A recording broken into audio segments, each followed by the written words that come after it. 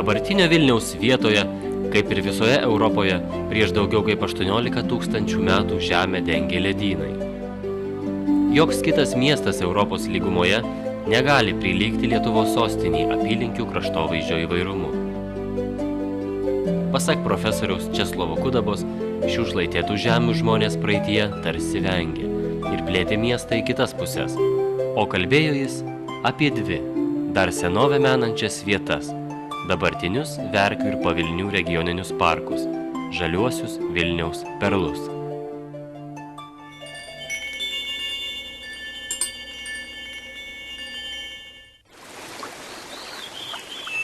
Rytas Verkių regioninėme parke.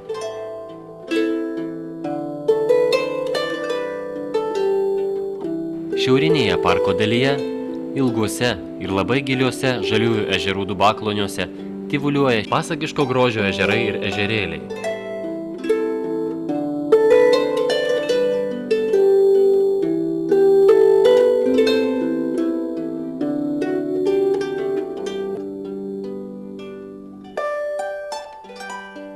Didžiausias iš jų – Balsys, dar vadinamas Kryžiuočių ežeru arba paprastai – žaliuoju. Žalią spalvą vandeniui suteikia ištirpę karbonatai.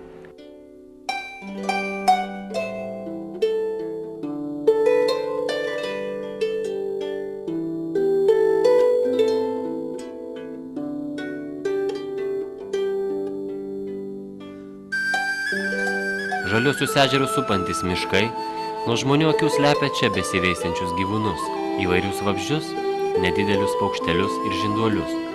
Tačiau atidesnis stebėtojas gali pamatyti upinį bebrą, rudąją lapę ar net erelį žuvininką. O kelios čia aptinkamos moliuskų, žirgelių, drugių, vabalų rūšis, saugomos Europos mastu.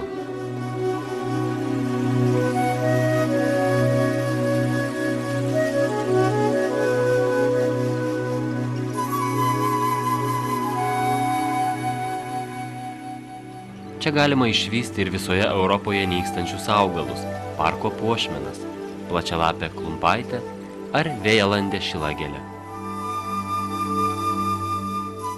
Iš viso, parke auga daugiau nei 30 Lietuvos raudonoje knygai įrašytų augalų rūšių.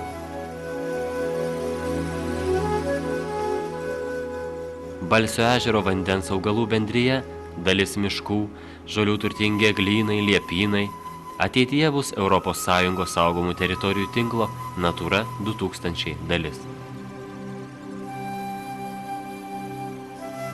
Praėjusio šimtmečio pradžioje šiose vietose mėgo medžioti Lietuvos didieji kunigaikščiai. Beje, paskutinį kartą parke meška matyta dar 19 amžiuje.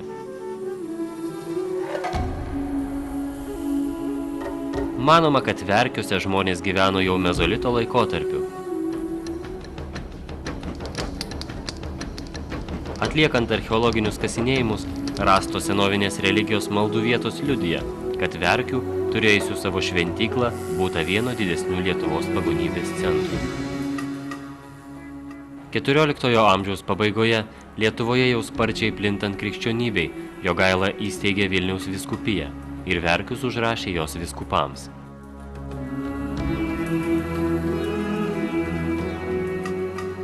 Įdomi Verkių pavadinimo kilmė. Pasak legendos, medyje erelio lizde buvo rastas verkiantis kūdikis. Į tą lizdą savo nesantuokinį sūnų buvo įkėlęs pagonių vyriausiasis žynys. Jis aiškino, kad esą dievų valia šis kūdikis turėsęs užimti jo vietą. Todėl kūdikis buvo pavadintas Lizdeika, na o vietoviai prigijo Verkių vardas.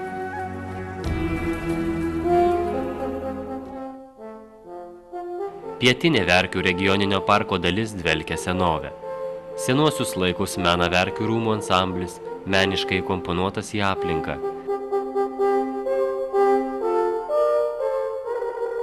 Tai vienas vertingiausių klasicistinių ansamblių Lietuvoje.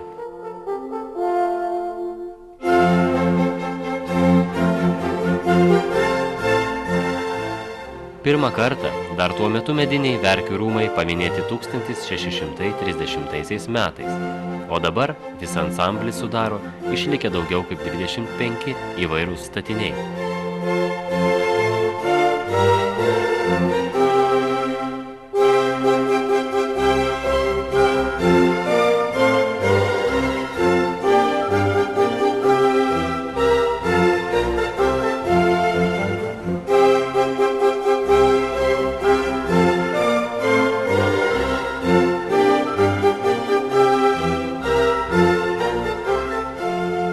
Vertingiausi pastatai įsikūrė aukštai iškilusioje plynaukštėje. Tai 2 didžiausi dvaro sodybos pastatai.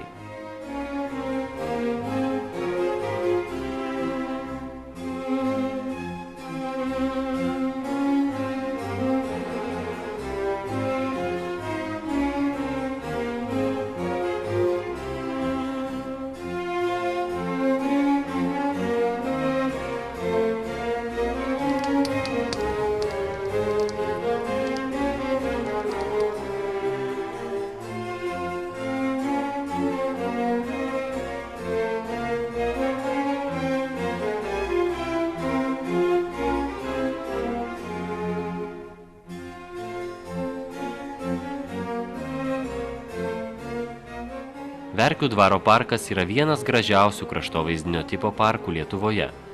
Dabar net sunku ir pasakyti, kurgi baigėsi dvaro parkas, o kur prasideda miškas.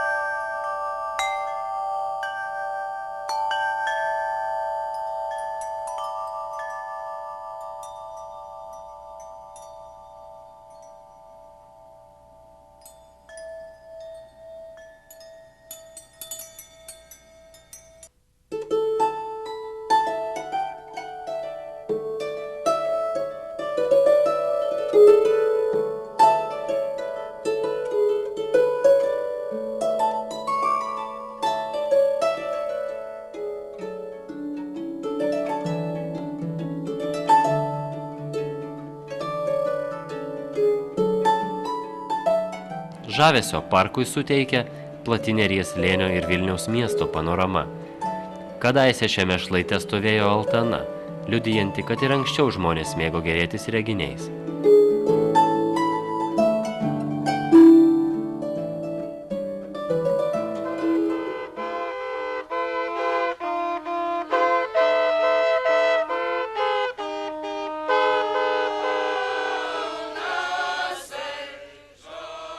Verkių dvaro sodybos parke jau ne pirmus metus švenčiamos tradicinės lietuvių šventės – užgavėnės, žolinė, joninės.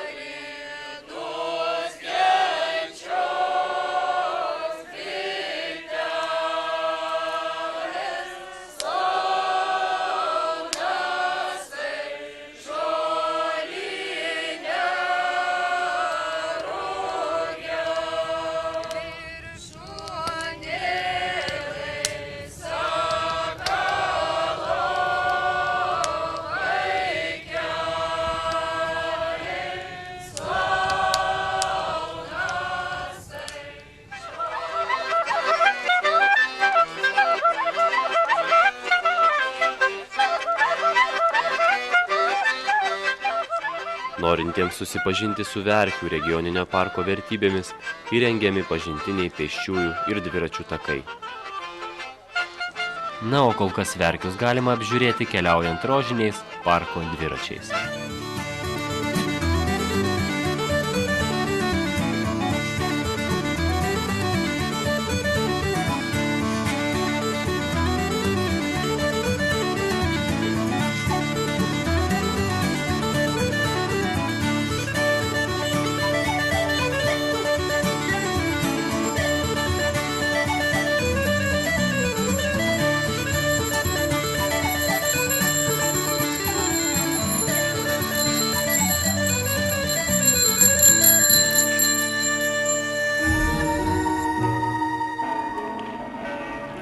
XVII amžiuje Vilniaus vyskupas Jurgis Belazaras paskyrė 7 valakus Verkių dvaro sodybos valdų ir pradėjo statyti pirmąją bažnyčią, vienuolyną ir Kryžiaus kelio koplyčias – Vilniaus Kalvarijas.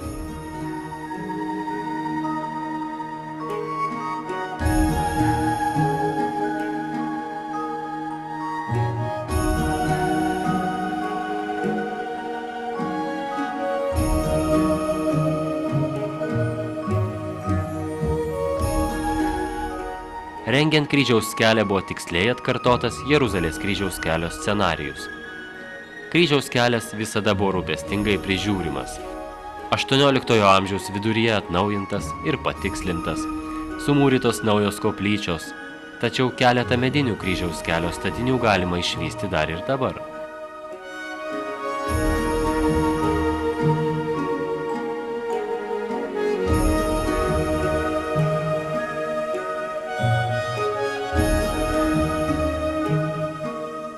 Kryžiaus kelias byloja ir tragišką istoriją. Sovietiniais metais šį kelią buvo įsakyta sunaikinti. Tuomet išliko tik 4 mūrinės koplyčios, tačiau sunaikintų koplyčių vietos kasmet ir toliau mįslingai pasipuošdavo gėlių, žolynų ar akmenų kryžiais.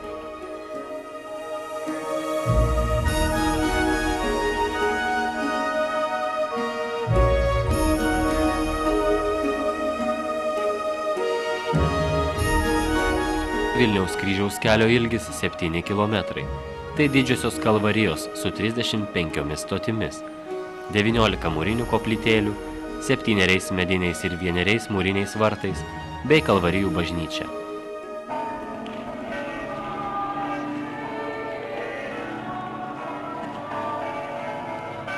Iš tolimiausių Lietuvos kampelių kunigų vedami žmonės pėsčiomis traukdavo į Vilniaus Kalvarijas. Labiausiai Kryžiaus kelias atgyja per sekmines. Čia susirenka 14 000 tikinčiųjų. Na, o keliaujančius Kryžiaus keliu gaubia, tarsi globoja ir saugo nuo saulės ar žvarbaus vėjo ošiantys miškai.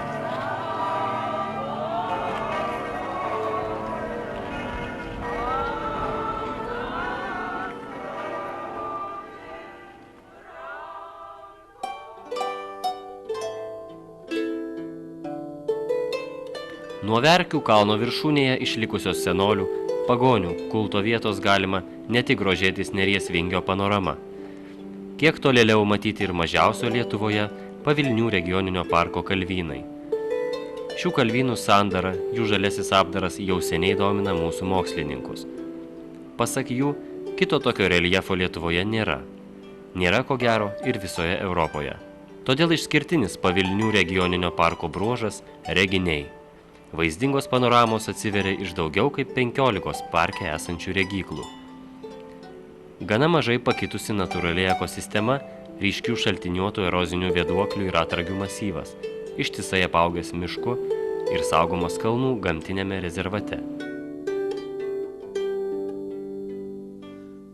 Eroziniai atragiai – tai sudėtingos ilgos iškilusios reljefo formos, buvusios žemės paviršiaus liekanos, likusios tarp gilių raguvų, slėniukų, išgraužtų senovėje tekėjusių vandens srautų. Pavilnių regioninėme parke išlikę 4 atragiai, aukščiausias Sapieginės, daugiau kaip kilometrą besitęsiantis greta Judrios gatvės. Atragio viduje dunkso požemiai, gynybinių įrenginių liekanos. Tiek Antrojo pasaulinio karo metais, tiek vėliau kai kurie jų buvo naudojami kaip sandėliai. O dabar čia šikšnosparnių karalija. Požemiuose kasmet žiemoja retų rūšių šikšnosparniai. Vieni jų europiniai plačiausiai saugomi visoje Europoje.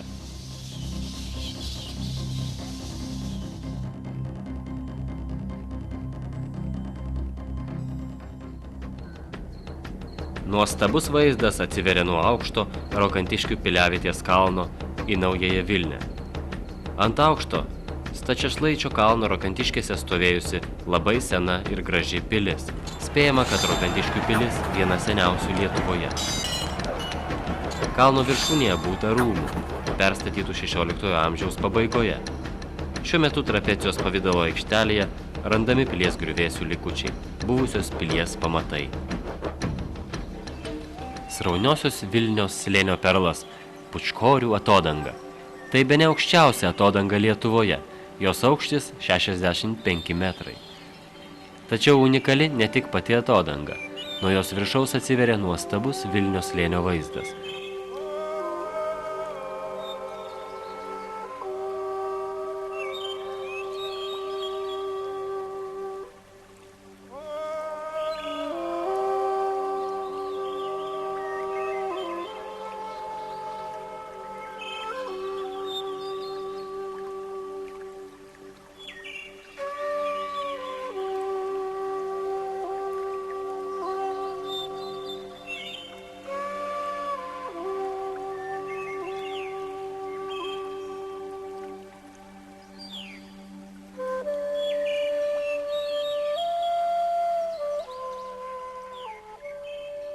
Vilnios upė prieš įtekėdama į Nerį vinguriuoja per visą Pavilnių regioninį parką.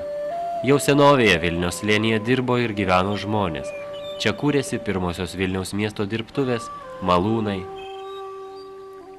Gyvenvietė 16 amžiuje, vadinta Pučkarne, garsėjo gerai įrengta patrankų liejykla, kurios mechanizmus varė patvenktas Vilnios vanduo.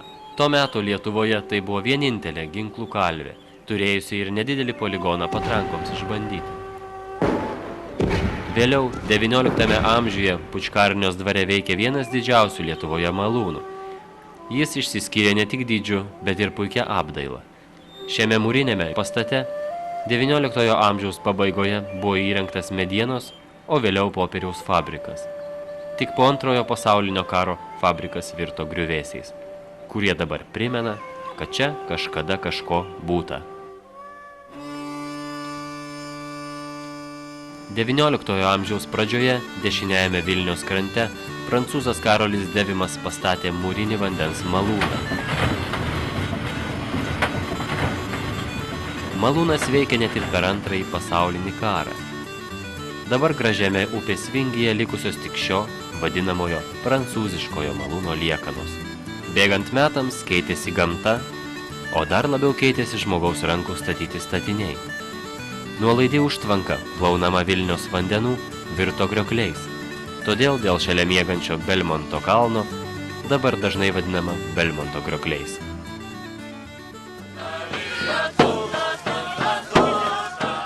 Pučkorio apylinkėse leisti laiką mėgsta gamtos pasiilgę Vilniaus gyventojai ar Vilniaus svečiai, kad ir ant Pučkorių piliakalnio. Čia kasmet susirenka įvairias šventes švenčiantys vilniečiai.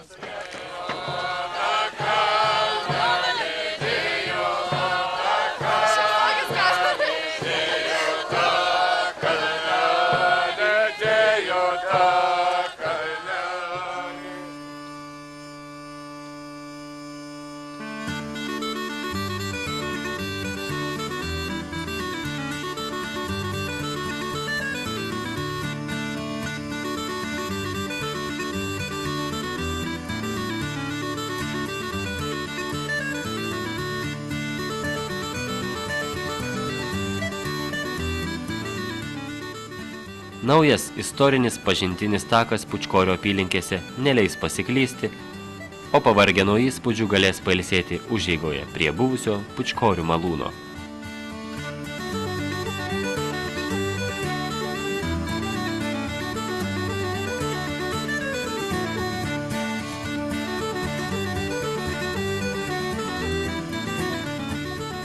Švarėjančioje Vilnios upėje vėl apsigyveno upėtakiai. Kad jie galėtų migruoti, senojoje Pučkorių užtvankoje įrengtas net žuvų laiptatakis. Visas Vilnios slėnis sparnuočių namai. Čia veisėsi didžiosios antys, klykuolės, prieglobstį randa gulbės, nendrinės vištelės, laukiai, tulžiai. Pakrantės skamba nuo margųjų genių, meletų zylių, bukučių. Pavilnių regioninio parko gausiai biologiniai įvairoviai įtakos turėjo tokios skirtingos reljefo formos – dirvožemių mozaika.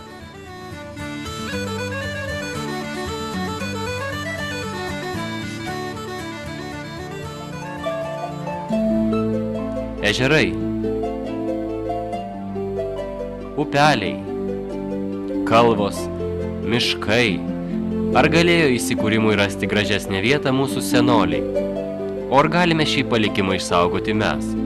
Privalome.